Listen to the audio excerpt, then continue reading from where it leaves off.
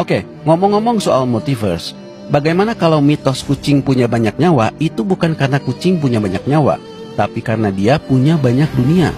Karena ada satu kisah populer yang sering diceritakan para ilmuwan dalam fisika kuantum, yaitu yang sering disebut kucingnya Schrödinger.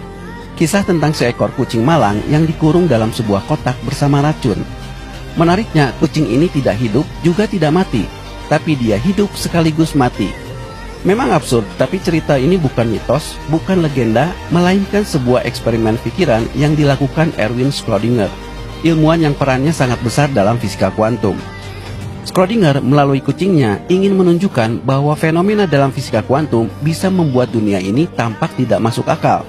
Nah, dari kisah kucing inilah lahir hipotesis tentang dunia paralel.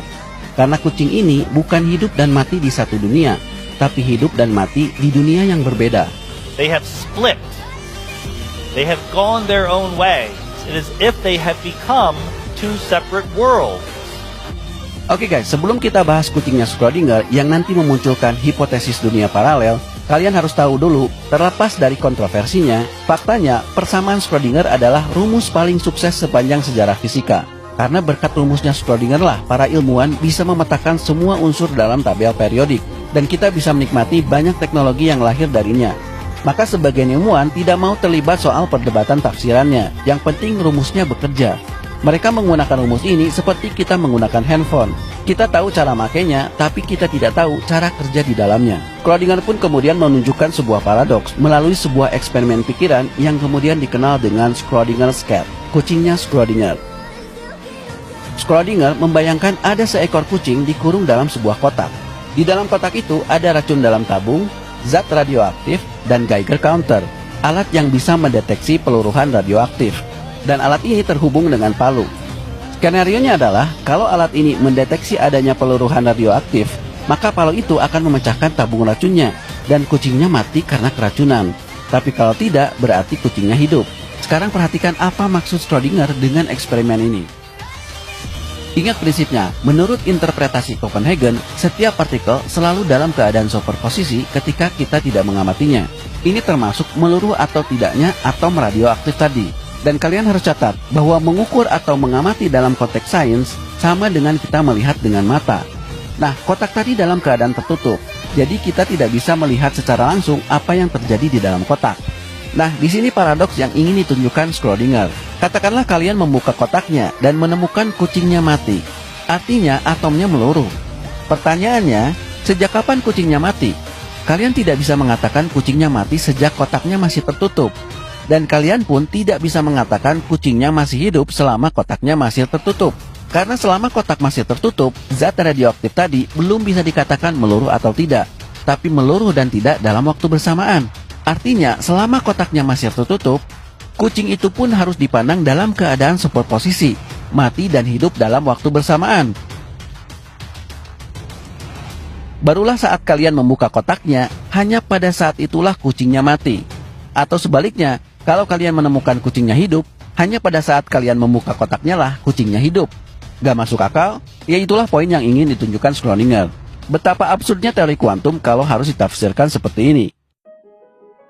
The point of this thought experiment, which Schrödinger and Einstein invented over the course of letters sent across the Atlantic Ocean, was not to say, wow, quantum mechanics is impressive. It's to say, surely you don't believe this. Harap catat bahwa poin yang ingin ditunjukkan Schrödinger dan Einstein melalui eksperimen pikiran tadi adalah, kalau superposisi di level kuantum benar adanya, bagaimana itu bisa menjelaskan realitas alam yang satu ini, yang notabene tersusun dari atom-atom itu. Berbagai tafsiran pun muncul untuk memecahkan teka-teki ini. Hingga pada tahun 1957, seorang ilmuwan muda datang dengan tafsirannya yang cukup gila. Hugh Everett dalam tesisnya memperkenalkan Many World Interpretation, interpretasi dunia banyak, atau yang kita kenal sekarang dengan multiverse. Everett memegang prinsip bahwa persamaan Schrödinger harus berlaku secara konsisten. Menurutnya, tidak ada yang namanya keruntuhan fungsi gelombang. Artinya, semua kemungkinan di level kuantum semuanya terjadi. Artinya, dalam kasus Schrödinger's cat, kucing mati dan kucing hidup dua-duanya menjadi kenyataan walaupun kita membuka kotaknya. Tapi saat kita membuka kotaknya, realitas terpecah dua. Di realitas yang satu, kita melihatnya mati. tapi di realitas yang lain kita melihatnya hidup. Ya mungkin bagi kalian tampak aneh, tapi tidak bagi Everett. Baginya justru multiverse lah yang nyata, sedangkan dunia yang satu inilah yang ilusi. Mengapa bisa begitu? Everett punya argumen. Argumennya disampaikan dalam formulasi matematis, tapi kurang lebih argumennya begini. Satu-satunya yang real di dunia ini justru fungsi gelombang itu sendiri. Dan fungsi gelombang ini sifatnya universal. Artinya alam semesta secara keseluruhan berada dalam kondisi superposisi.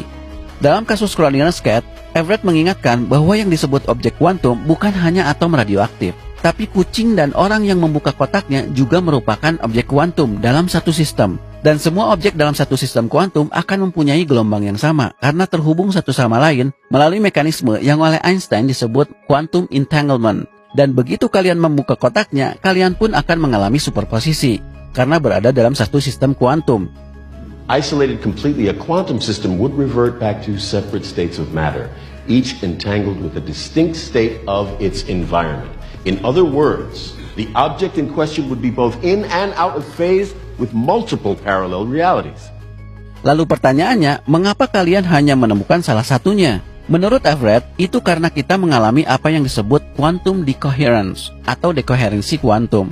Perlu kalian tahu, quantum decoherence sering dibahas dalam konsep komputer kuantum. Perbedaan komputer biasa dengan komputer kuantum adalah komputer kuantum menggunakan aliran data berupa qubit atau quantum bit, di mana nilai 1 dan 0-nya memanfaatkan superposisi dalam atom. Ini yang menyebabkan komputer kuantum bisa jutaan kali lebih cepat dari komputer biasa. Nah, tapi yang jadi tantangan terbesar dari komputer kuantum adalah mempertahankan supaya informasi qubit ini tetap utuh. Karena sedikit saja terganggu oleh gelombang lain, dia akan kehilangan koherensinya. Akibatnya, qubit tadi bukan lagi 1 dan 0, tapi terpecah jadi dua informasi yang berbeda, 1 atau 0. Sama seperti koin yang berputar tadi, kalau terganggu oleh sentuhan atau getaran, lama-lama akan berhenti. Dan dua sisi kembali terpisah.